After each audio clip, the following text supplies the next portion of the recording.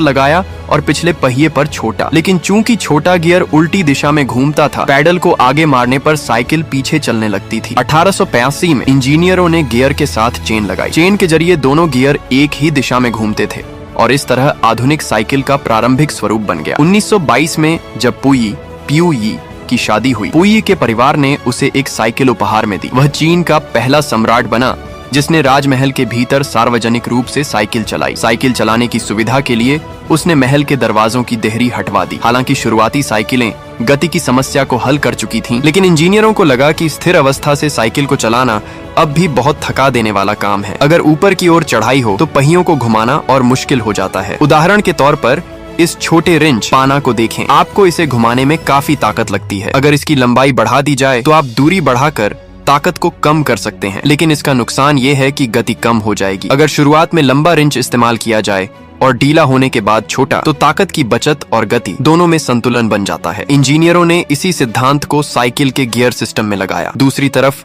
अलग अलग आकार के गियर लगाए और उन्हें बदलने की सुविधा दी ताकि साइकिल हर परिस्थिति में सर्वश्रेष्ठ प्रदर्शन कर।